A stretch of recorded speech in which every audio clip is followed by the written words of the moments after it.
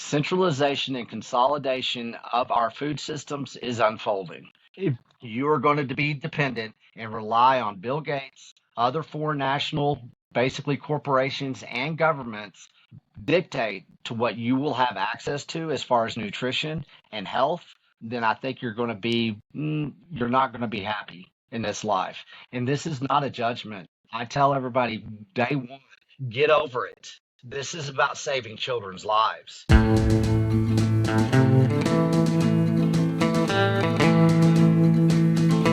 Okay, welcome back to the Regenerative Health Podcast. I'm Dr. Max Culhane.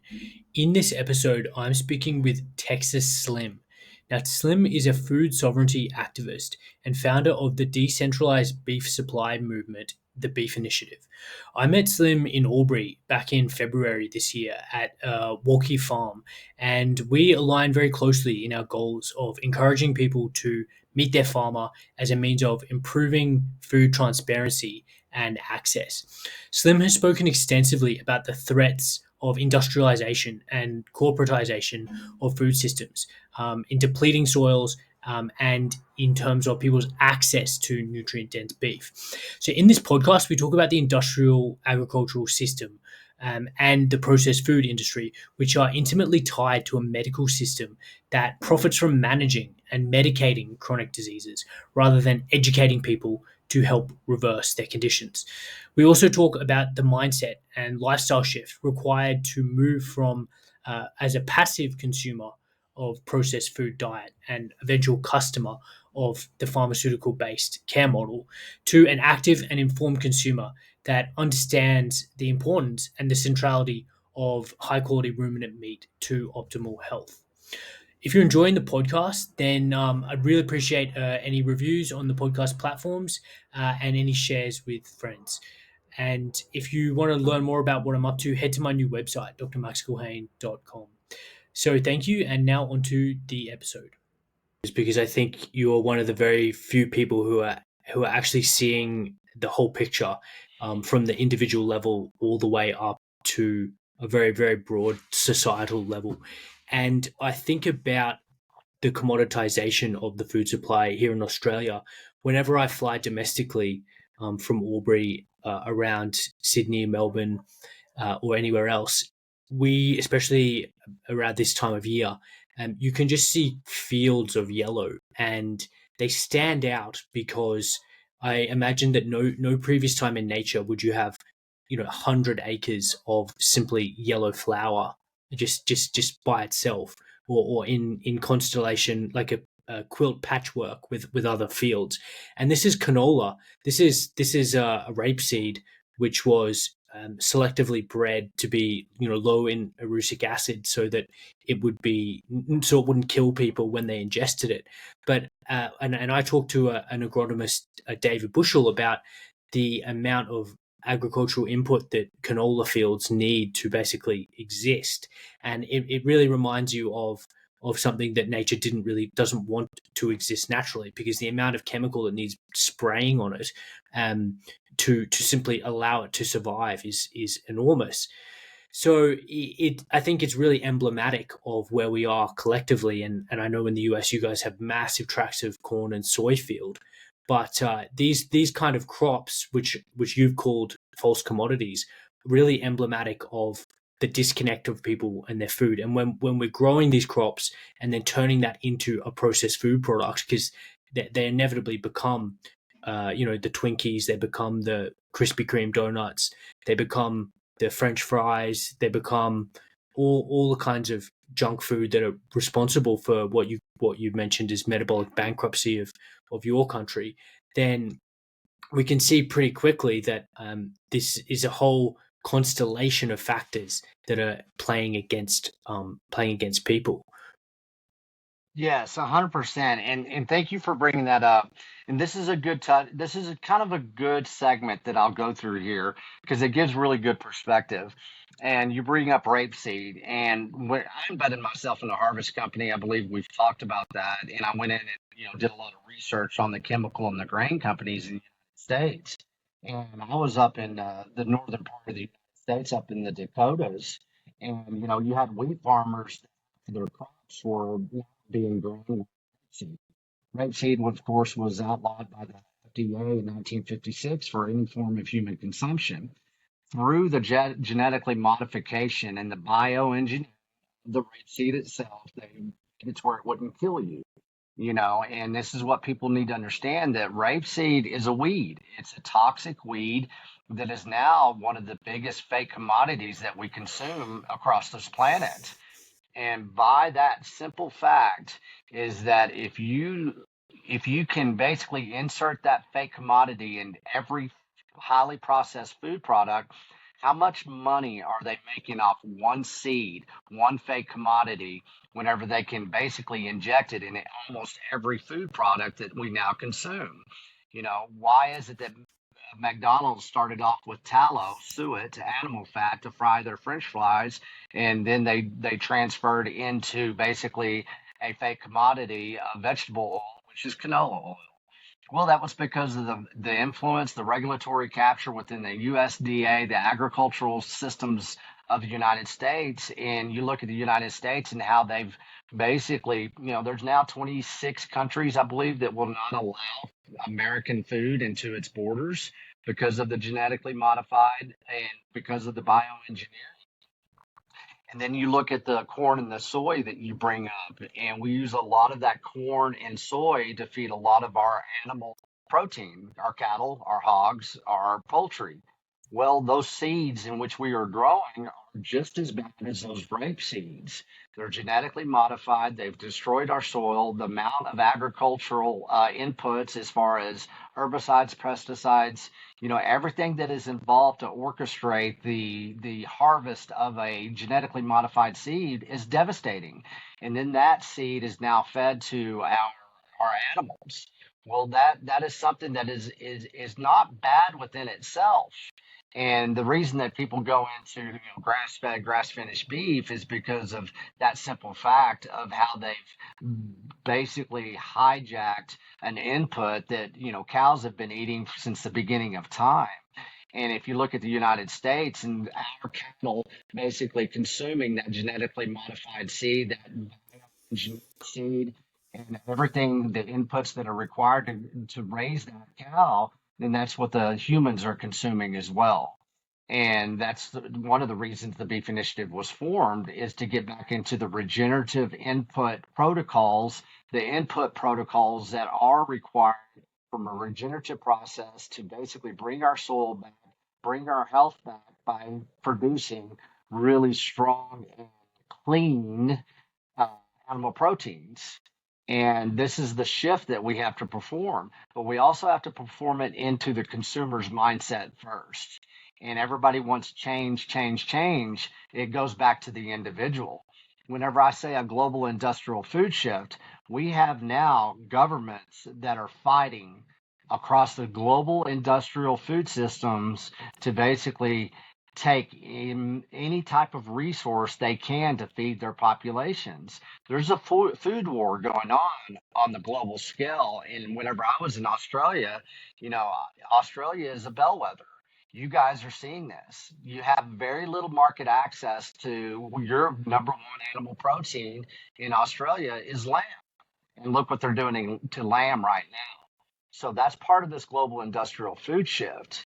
And if everybody out there is still going to rely on the system that is now going through a shift in a way that we saw in the 70s in the United States, they are going to have basically animal proteins and pure, clean, nutritional food.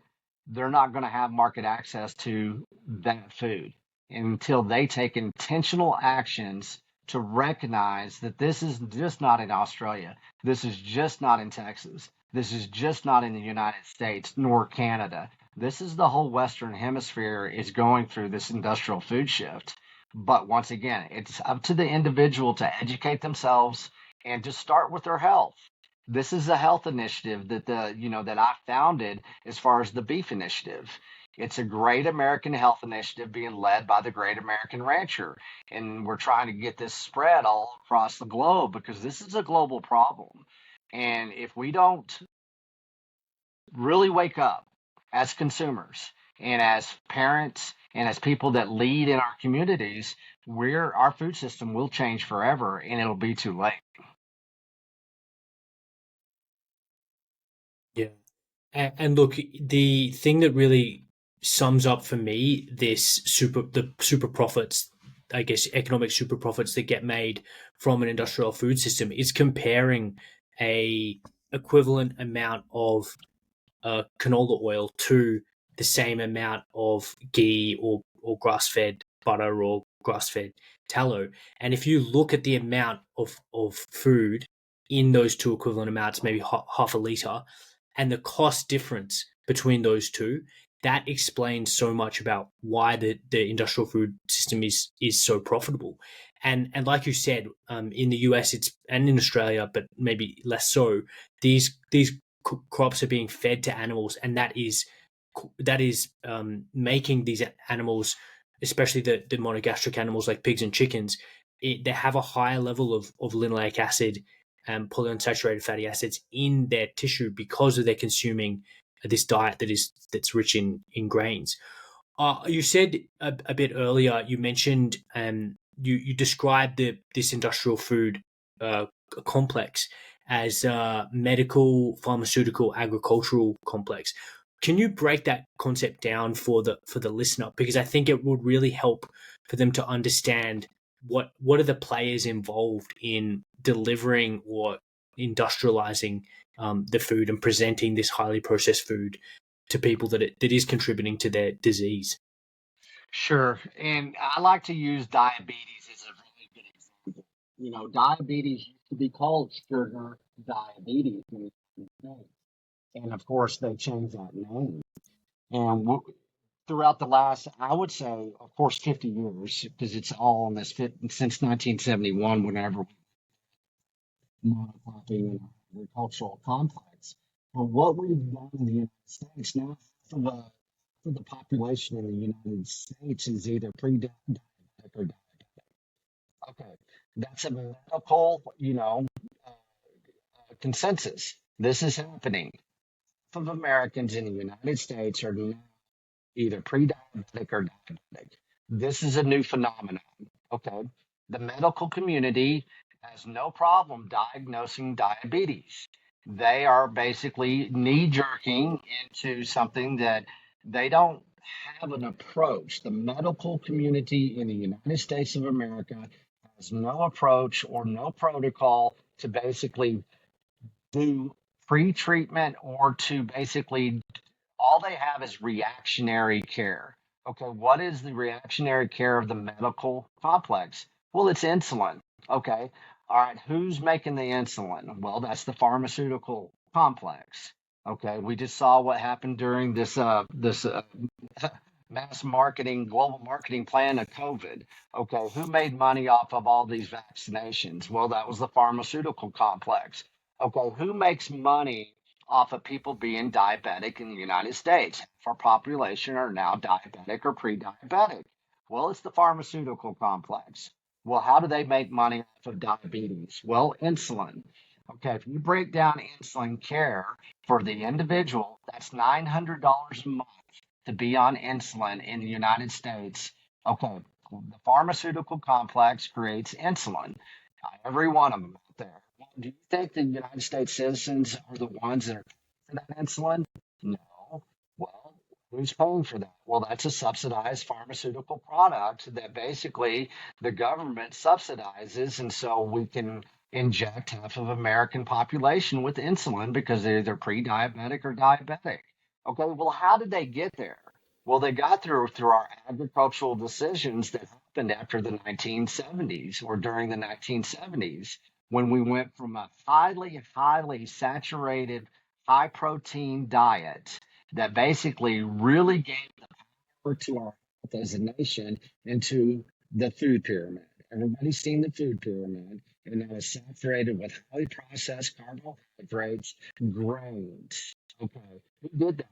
Well, that was the agricultural complex. That's whenever we started monocropping all of our soil in the United States to either basically feed these fake commodities into our animal proteins, as far as cows and hogs and poultry, or the agricultural complex that basically changed our food system and created copious amounts of new highly processed grain food systems. Okay, what else did they do? Well, high fructose corn syrup. It is never ending the amount of highly processed agricultural supplements that we've now introduced. So you have the medical, agriculture, pharmaceutical, agricultural complex working in unison, and it's a circle of basically ill health that does not lead to regeneration of health, but it leads to dependency upon the medical, pharmaceutical, agricultural complex that keeps you in that will, and it's the will of death, I call it. Because if you're dependent upon the medical community to say, "Hey, I'm diabetic. How can I quit being diabetic?" If you look at all the documentation and all of the protocols for diabetes in America, they're still not on the same page of eliminating highly processed foods out of your diet and going to a more animal protein, animal fat, basically consumption model. And so, why are they doing that? Well, they're dependent upon the pharmaceutical industry. Well, who's the pharmaceutical industry dependent on? Well, the inputs. Who's the input? That's the agricultural complex. And so, if you do not understand as an individual, what are the risks? Why are you going through insulin spikes? Why are you hungry every 4 hours? Why are you always snacking? That's a new type of consumption model that has happened over my lifetime. I eat one or two times a day. I'm never hungry. Hunger pains. My forced consumption model is heavy, 80 to 90% of animal proteins and animal fats. And once again, it's perspective. How did we get here? How did it transpire? Well, it transpired by fake commodities, pharmaceutical systems that are basically, you know, engineering a protocol of injection throughout the globe, and then agricultural complex is now dependent on these yields, profit margins. And so, really, it doesn't lead to solutions. It leads into more of a demise of. Yeah, and look, Diabetes Australia is just beginning to recognize low carbohydrate diets to manage, well, to treat and hopefully reverse type 2 diabetes. And I think that a shift is occurring not because from any top down impetus. It's simply because the bottom up impetus from people who have reversed their pre-diabetes and have come off insulin and reversed their disease using low carb and animal protein has been so overwhelming that it would be impossible for them not to recognize that as a legitimate approach, which the scientific trial data as well backs up very, very robustly, that low carb and a ketogenic approach is very valid for reversing diabetes. And to me, that just speaks to the cause of the problem, which is your high carb processed food diet. And in part, I love it how you, thanks for breaking that down for us. And I think a lot of people aren't realizing, or they're not cognizant of all the industrial players who have a stake in their disease. And what you describe is really it's a disease dependency cycle. And just as a drug dealer has a financial stake in people being addicted to the crack cocaine that they're selling, it's really a corporatized, dressed up version of simply the same concept. And you did an excellent breakdown of these entities that are kind of gathering entities that make money on the system that is highly industrialized and that is connected between the pharmaceutical industry, the disease and sickness industry, the agricultural industry, and I guess the processed food industry as well. They all seem to be converging. Well, they have aligned interests that converge on keeping people sick and simply managing their chronic diseases rather than reversing them. And that's something that I see quite commonly in diseases. That in my clinical practice is, it's called a chronic disease management plan. Quite literally, it's not it's not a chronic disease reversal plan.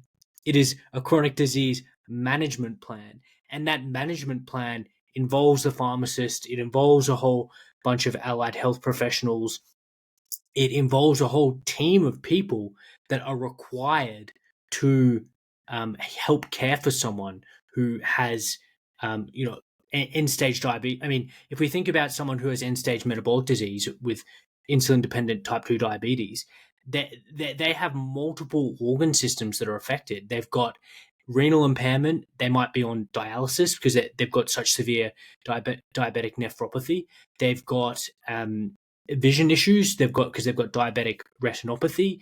They need to see podiatrists and vascular surgeons because the blood flow to their extremities is so compromised that they get recurrent ulcers, and they have constant neuropathic pain. So the constellation of resources that is required to care for someone who is at the end stage of that consumption model that you've described, Slim, is enormous. So I don't think it's not like we're not describing some kind of conspiracy of any means. This is simple looking at the component parts that are involved in caring for someone who has lived a lifestyle that you've described since the 1970s.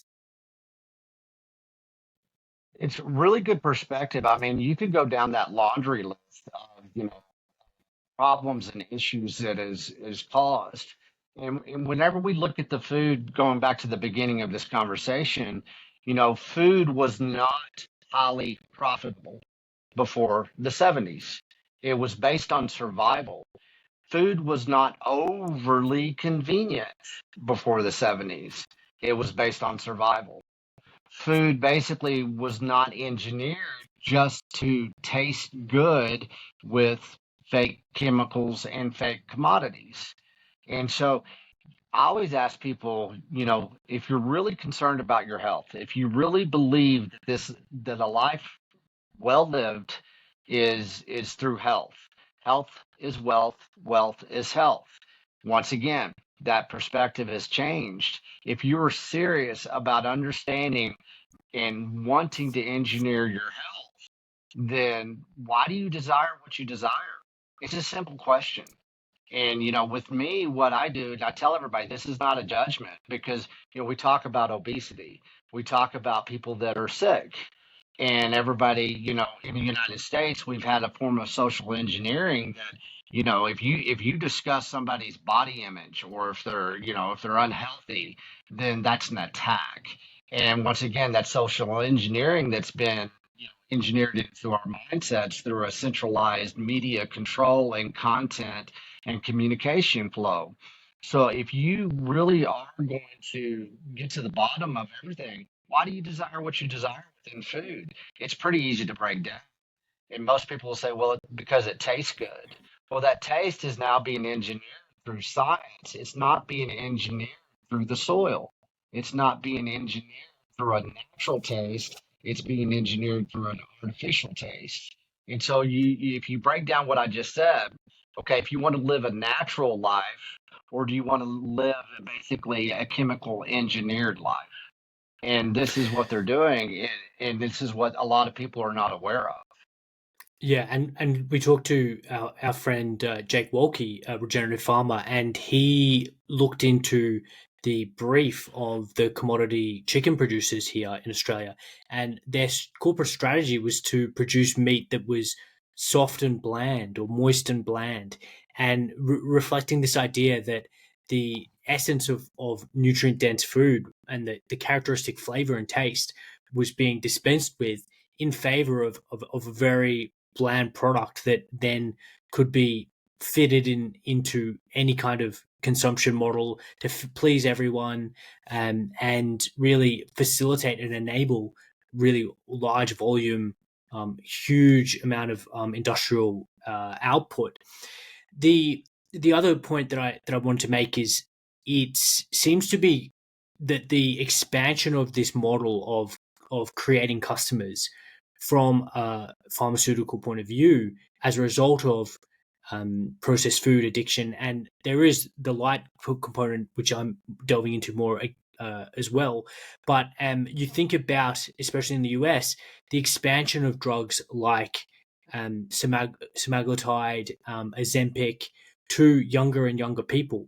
And you mentioned that there's been a push to kind of make comments about body image taboo because it is part, in my mind, of normalizing obesity and normalizing the fact that this is an inevitable part of living and that everyone is simply going to get obese, and that's normal. But you, therefore, the next step is to normal. The next normal step is to take an injectable GLP-1 agonist to help you lose weight. So, and that's, the push is younger and younger patients. So it seems like there's a kind of an endless quest towards expanding the customer base, and that includes pediatric indications or expansion of pediatric use for some of these weight loss medications, which is bizarre and quite repulsive in my mind, because the solution to these problems isn't an injectable medication. It's getting back to fully grass-fed animal protein and animal fat, getting away from their blue lit screens and going outside. I mean, this is the state that we're kind of getting to collectively. We really are, and it is. It's a cover up. And why? Look at the industrialization of our food, which required highly processing, to where you could basically create additives to supplement. Okay, your food should never be supplemented with anything. It should be dense, just like you said. Your animal protein should be dense, and it always was. In the United States, you go in and buy poultry now and a chicken breast is, the size of a football. Well, that's not a real chicken. Once again, perspective, right? And what do they get? Well, how do you buy that chicken? Well, it's by weight. Okay, well, how many chemicals are in that chicken? How many steroids are in that chicken? How many antibiotics are in that chicken? How many chemicals are in that chicken? Because, they say it's required because of the type of processing and industrialization of the bird. It's never ending. So if you cannot accept the fact that these multinational corporations, and there's very few multinational corporations that control basically all of the food across this planet. I told you before we started this podcast that I was going to share a link with you that's a downloadable PDF. It's basically an ebook of everything that we have as far as a global agri-food atlas, and it is basically describing how they are going towards a one world food group. What does that mean?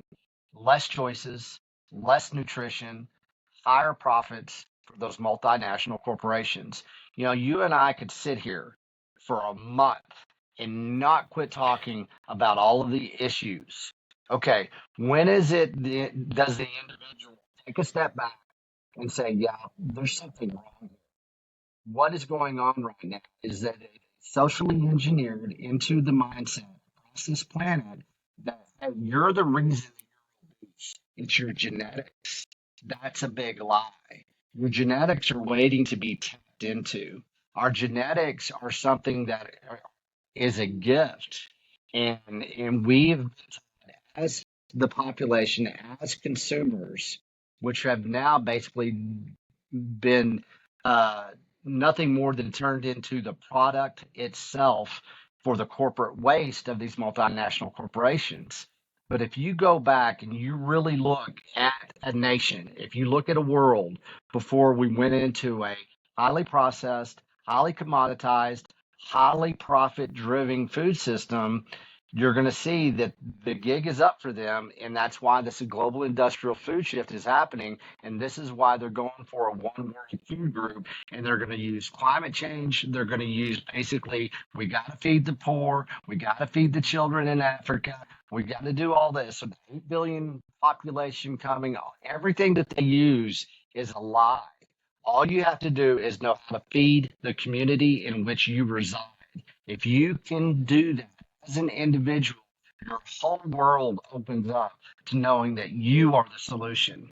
and that it's time to quit circle jerking on all the issues. But it takes the individual to basically be able to accept that fact. And that's why you and I are here, because this is not going to change. They will keep on creating all of these new injectable medicines, and what they are is nothing more than band-aids on a huger issue. And it's up to the individual to understand what food is, what their genetics are, how you can work it within the universe within, instead of looking out at the universal external out there, thinking that's where the solution resides. The solution resides in the individual food intelligence that is based on in which the community in which they live. It is so simple, it's complicated.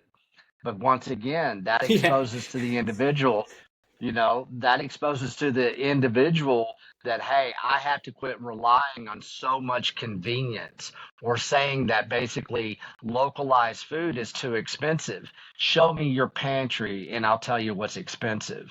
Show me your checkbook and I'll tell you what's expensive. What is value? Well, protecting who you are and your health is your wealth. And I think that's something that we have to fight really hard about because of the social engineering. Whenever you can tell a child that is suffering from fatty liver disease at the age of 12 that it's their fault, it's their genetics, that's where it ends. That's where it stops. And us as basically leaders, and every parent out there, if you find that acceptable in the United States, that is now one of the fastest growing metabolical diseases for children in the United States, then you are the issue. You are the problem.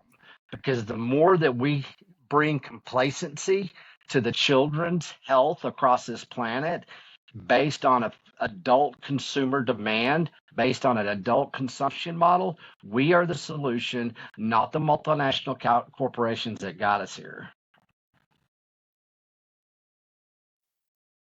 Yeah, no, and look, this idea of framing it as a genetic problem is infuriating and incorrect on so many levels.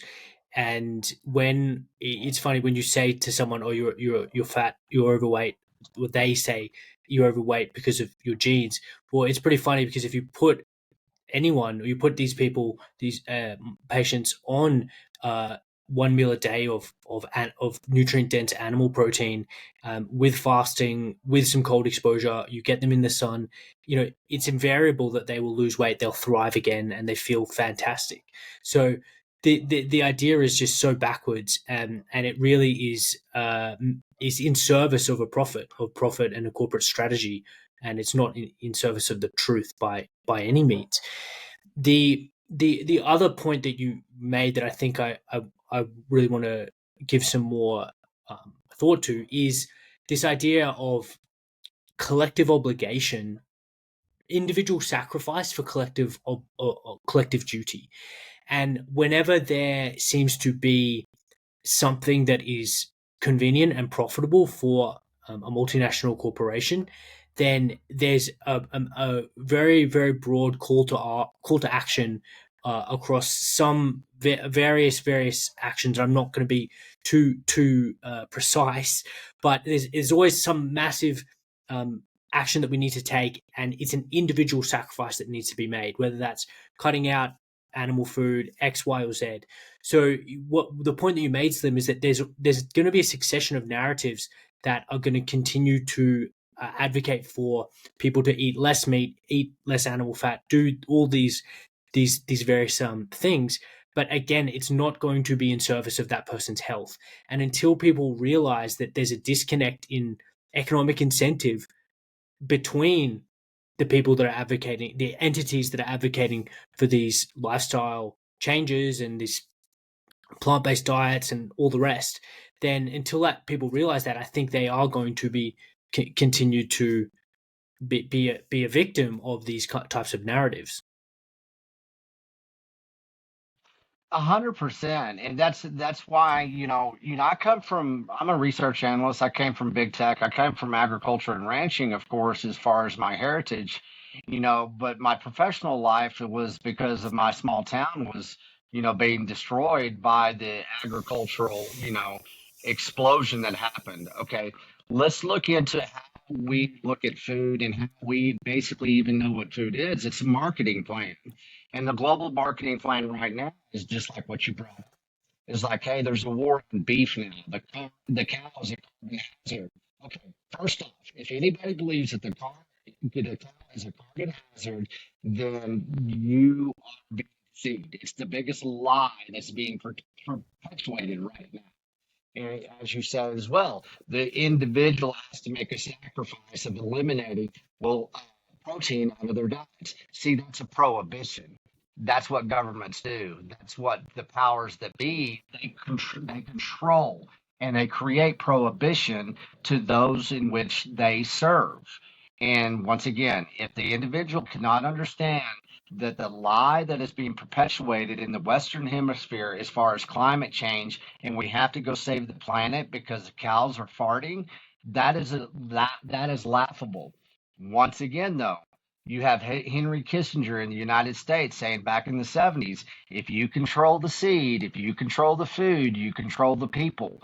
Well, you look at the monetary reset that is going on right now. You look at the industrial food shift that is going on right now. How do you control the people? Well, you control them through food and you control them through money. And if anybody thinks that the hyperinflation that's going on in the world right now has nothing to do with actually the industrial food shift that's occurring, once again, you're not paying attention and your perspective is way off. And you need to quit relying on centralized information for your consumption model, be it your audio, your video, or your food. You have to engineer a new protocol of understanding what food is. That's the form of food intelligence that you, the individual, need to create. Look at you and I. The reason you and I met is because of a hashtag called food intelligence. You're a doctor. I'm a cattleman in the United States. Regenerative, basically decentralized food system that we've created within the Beef Initiative. Every individual out there can take the same actions that you and I do every day. You're healthy, Max. I'm healthy. I mean, why are we healthy? Density of animal protein. Once again, it's so simple, it's complicated. You don't have to overthink this. If you want to create a fresh start, just basically turn that food pyramid upside down, take a look in the mirror, and find a protocol that you can live with. And where's your entry point? Sometimes it's a 48-hour bone broth fast. Sometimes it's a consultation with somebody like you, Dr. Max. It's not as hard as people are making this, but we have to make it to where they do have an on ramp of understanding of perspective in an entry point. If we keep on and just keep on saying that how bad they are doing it, then we're not in the solution. Jacob Wolke, first generation regenerative farmer in Australia, just killing it. And he's doing it why? Because he wants to keep his family healthy. He's not a rancher, he's not a farmer, but he is now because he chose to feed his family in the way that he wants to, not a multinational corporation. And his family is healthy.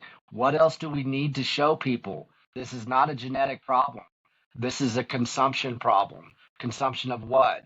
Basically, devalued food that is debased currency that is basically buying debased food.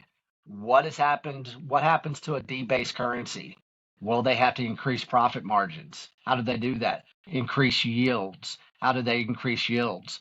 More bioengineering, more chemicals, more pesticides, more marketing plans, and more chemicals to make it taste good. Simple as that.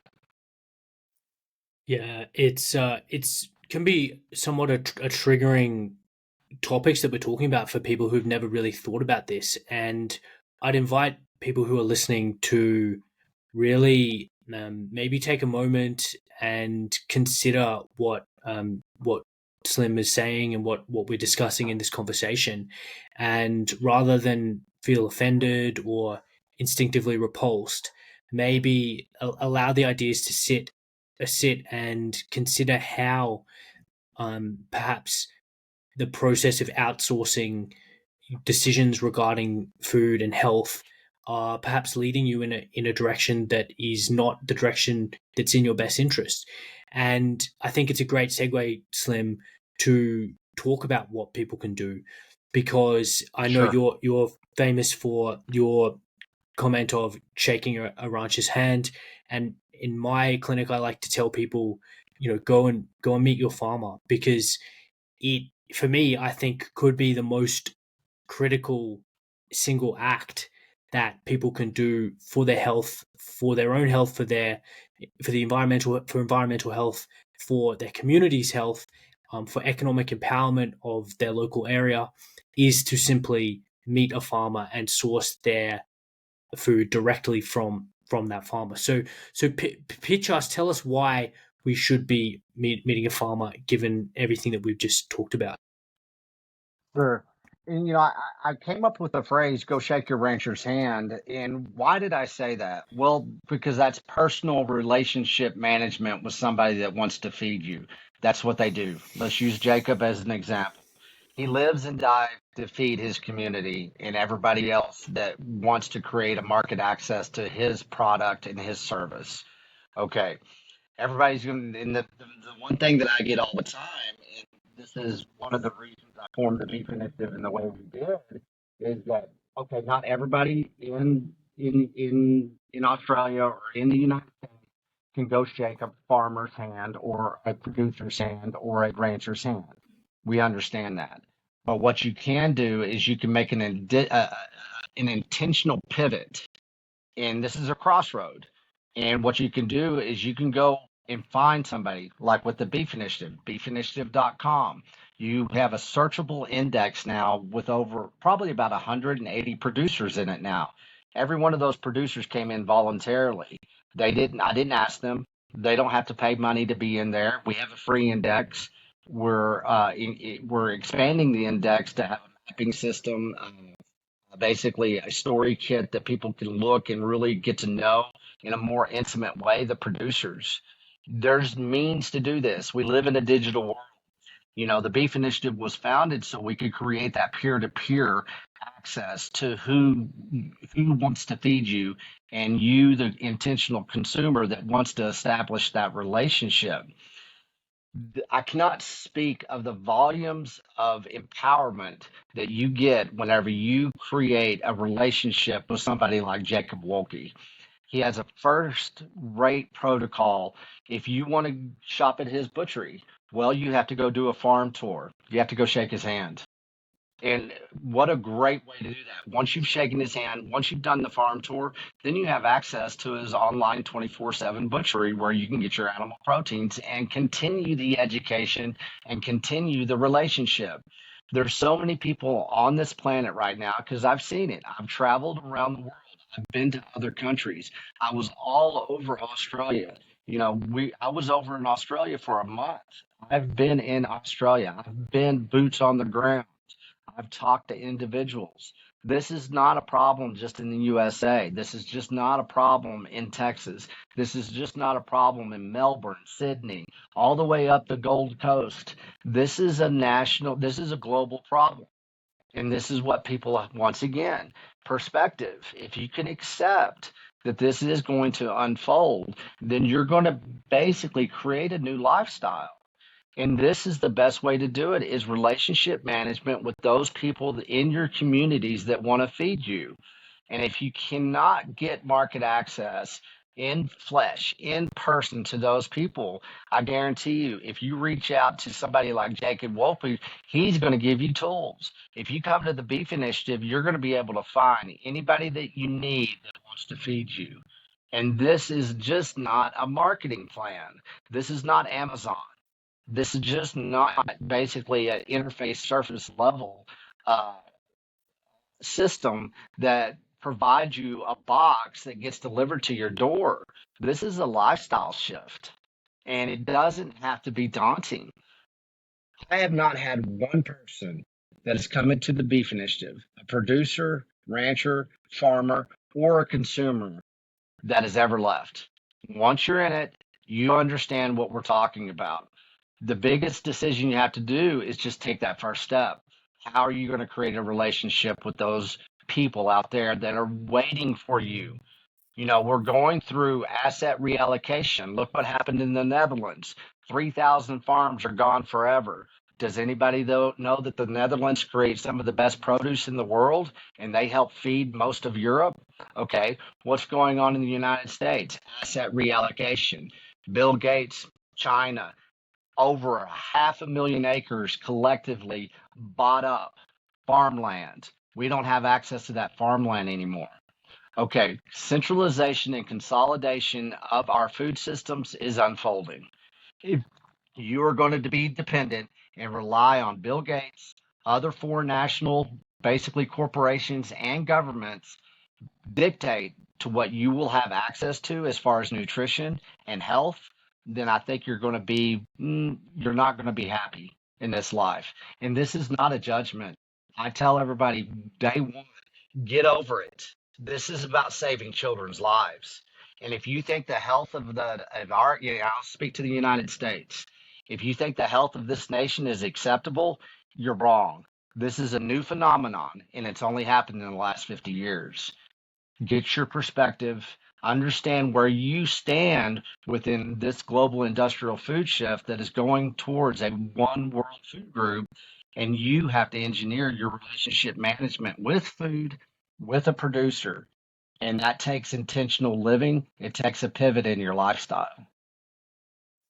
Yeah, couldn't agree more, Slim. And just as the movement becomes more global, more centralized, as the months and the years pass, so is the antidote or the solution that and I are suggesting is getting even more decentralized and even more individual. It's almost like two polarities that, as each of them pull further and further apart, the solution becomes more and more simple, one of individual choice, individual intentionality, individual and economic decisions. Because as you mentioned, it's simply about economically empowering the person that is producing pure food for you in a way that is highly beneficial for everyone except those the multinational entities that would otherwise make a whole bunch of profit.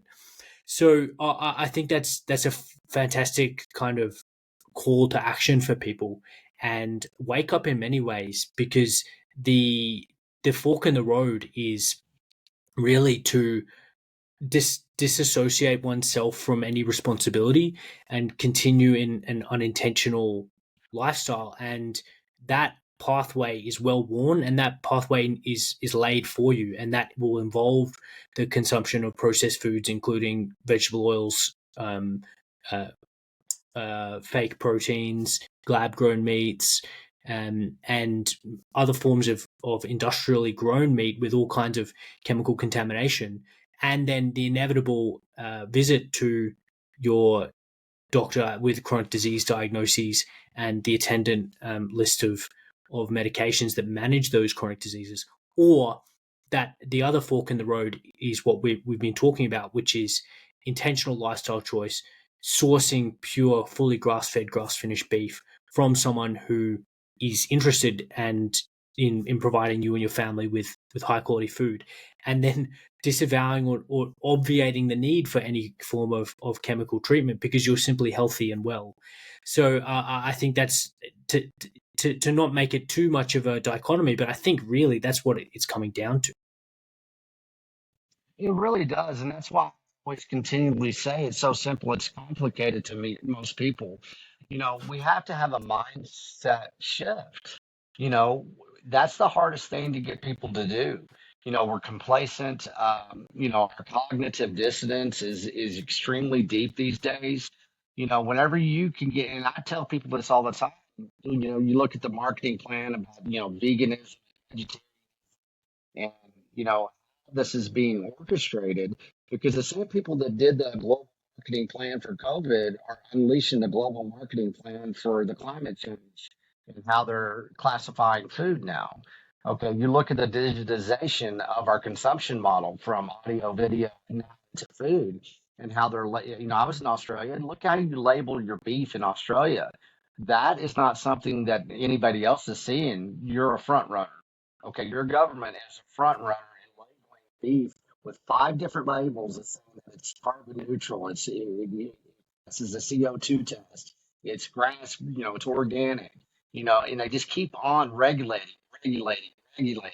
Well, what they're doing is they're turning animal protein into caviar to be able to afford it, or that you're just going to eliminate it out of it because of idealistic reasons that are based on a bunch of deceptions and propaganda when it comes to climate change. If you are going to continually to rely on these people to design your health, then you will come up short. And this is what we have to do is to get people to understand this. And if we can do that, slowly but surely, but with honor, with transparency, authenticity, integrity, I'll tell everybody my why, my mission is to save children's lives. If we don't do something, the health of our nation is done. We don't have to worry about war. They got us. We don't have to worry about anything else. Because if you do not have good market access to the type of proteins and the type of basically truth in food that I have lived in my lifetime, there's no turning back here. And so, once again, it's the sovereign individual mindset that gets you there. And if we can collectively do this together and collaborate, then we have the solutions. Yeah, and look, I've seen the consequences of the reduced meat advice that young women particularly seem to be susceptible to, and there's Yes. appeals to altruism, there's appeals to this idea that it's not that women should be eating salads and all these kind of subtle narratives that pervade popular culture. And if that gets expanded to the whole of society should be eating very little red meat, and people's natural inclination towards um, altruism and compassion gets really tugged and their heartstrings get pulled, then that's a very insidious way of making people sick, because it makes them feel guilty for consuming what their biology needs, which is nutrient dense red meat. So there, I think if we're aware that these tactics are being employed, then people can take steps to educate themselves and make steps towards meeting farmers, meeting people that have their best interests at heart. And as you said, this is about helping the children. It's about helping patients, and it's about helping people live the most optimal life. And in my clinical experience, a diet that is rich in high quality animal food is a key part of that. So I think it's a great call and a great wake up call that you're providing, Slim, for people. Well, and I really appreciate this. And whenever I first started, I called this the Texas Beef Initiative, and I had to tell people, up front, and some of my very first podcasts, I said, "Hey, this is a health initiative, and it's being led by those people that want to give you clean animal protein. This is what people need to understand. This is not a marketing plan. This is an industry shift as they are performing industry shift upon us, that form of prohibition of not giving us market access. Now let's look at Australia. Your number one animal protein that Australia produces is lamb. Why are they liquidating lamb? Basically, why is the lamb industry not being consolidated in Australia? Where is all that lamb going? I've been into the stores, I've been into the supermarkets. You guys should have a far better selection to that animal protein in Australia. Where's that lamb going? I know where it's going. It's not going to the Australian citizens. It's being sold on the global market to the highest bidders. Australia produces a heck of a lot of beef. Where's all that beef going? I know where it's going. It's going to the highest bidders on the global markets. You're not being given access to a lot of your resources that a lot of your citizens and your soil and your water are providing your country. Where is your animal protein being shipped to? They're not getting rid of that cow. They're not getting rid of the land. What they're doing is they're not going to give the Western Hemisphere consumer citizens market access. They're going to basically put it on the global market, and basically is where governments are starting to buy in competition for natural resources in which the consumers do not understand that's unfolding. Yeah, it's a very complex geopolitical game, and the people are kind of unintentionally can get caught up in everything. But as you say, if we keep it on the individual level and really think about us as individuals and what we can do, then it makes things so much more clear and easy, and we don't necessarily need to get caught up in the machinations of everything. And what you said earlier in the discussion, Slim, it really made me think of a Texan cattleman Buddhist monk who is simply advocating for a complete turning of inward. It's not about the external world. It's not about finding fulfillment or solution on anything externally. This is an internal game that every single person has to a journey that they have to go on themselves, and the outcome of that internal journey will be finding a path that is first in your best interest and then in the best interest of your family and your community and outward from there. So yeah, I really love it, Slim, and thanks for coming on and sharing your perspectives. Do you have any final or closing thoughts to share with people? Yeah, and once again, there in Australia when we had that summit, that beef initiative micro summit there at Jacobs at Wilkie Farms, I get up in front of everybody and I said, "Hey, I'm going to live rent free in your head. You're either going to love me or," and I'm okay with that because I know why I know my intelligence. I know our research. We know what happened. And I don't have to, I don't want to apologize for your complacency, not you, Max, but anybody out there that's doubting this. I'm not going to apologize for how I'm approaching this. This is years of research. This is unfolding. Everything that I was writing 3 years ago is coming true right now. And once again, I'm here to save children's lives. And if you can understand that you do not have to be so confused, that you basically, we as humans right now are looking for a different kind of interaction with each other. We're trapped in a digital, basically, algorithm that is making us feel alone. It's basically separating us from ourselves in a way. We have religion of self now. We don't know thyself, and our friend Izzy talks about that all the time. Know thyself. And it's so true. It's okay to basically start over. It's okay to pause. There are solutions out there. And we have so many testimonies from people that have done the simple little actions that we're talking about today, and it saved their lives. I met somebody in Boston. It was a couple, and they weren't going to have children. They weren't. Their metabolic health was compromised. Well, they heard one of our podcasts. They changed their consumption model. They now have a baby girl. That baby girl is being raised with protein, number one, and they're all healthy. They're all happy. They didn't change much. They just changed their consumption model. And everybody has to remember the reason this happens is because of where we put our dollars. If you take the dollars, your intentional spending out of this basically complex, they have no power. I tell everybody, quit if you believe that everything that we're saying even isn't truth, which it is, it's all the way true. If you can do that, then basically quit validating the deceptions as the individual. Every time you go to the supermarket, every time that you compromise, every time that you go and search for convenience, every time you do not basically intentionally plan your consumption model, you're validating the deceptions. I, I don't care to validate the deceptions. I will not because I want my child, my son, to basically be able to have as much innocence and happiness that I had as a child. That's not too much to ask for. If you can't do it for yourself, do it for the children. It's that it matters that much. I don't want children on diabetes. Children shouldn't be on antibiotics. Children shouldn't be on antidepressants.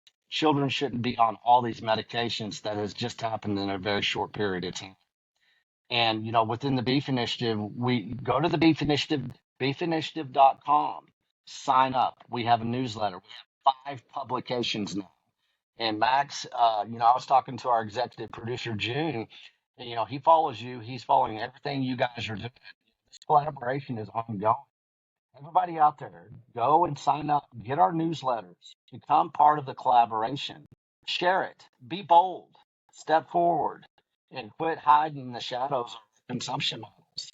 It's a dangerous game right now. And, I have to say it and communicate much respect for you guys and everybody in Australia. Miss y'all guys. I'll be back.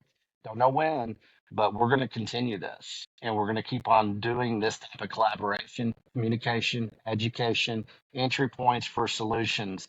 We're just not going to talk about the issues anymore. We're going to pioneer basically a new market access to life. And that's what we're here for.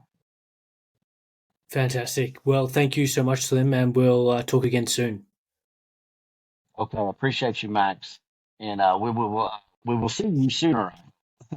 Definitely. We'll see what we can come Cheers. up with.